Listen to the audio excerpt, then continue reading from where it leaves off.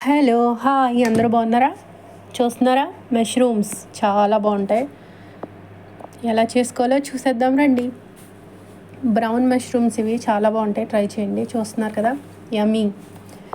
నేను కొంచెం brown mushrooms తీసుకున్నాను అండ్ ఉల్లిపాయ పచ్చిమిరపకాయలు తీసుకున్నాను. ఇంకేం అవసరం లేదు, చాలా బాగుంటుంది. మీరు ట్రై చేయండి.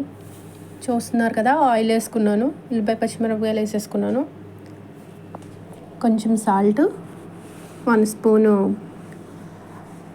పసుపు కూడా వేసుకున్నాను. మష్రూమ్స్ కట్ చేసుకుంటున్నాను.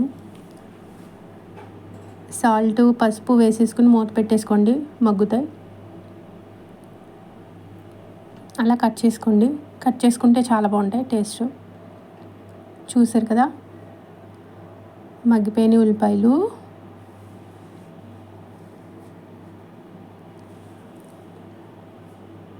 చూస్తున్నారు కదా, మష్రూమ్స్ వేసేసుకుంటున్నాను. వేసేసుకొని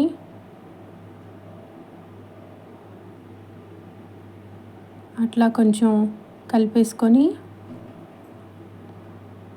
ఎక్కువ కలుపుకోకండి, పర్లేదు, మూత పెట్టేసుకోండి.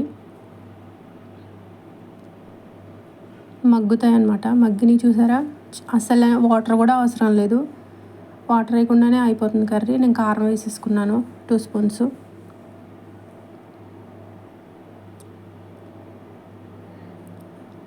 వాటి కారం పట్టేలాగా కలుపుకోండి. చాలా అంటే చాలా ఈజీగా అయిపోద్ది మష్రూమ్స్ కర్రీ.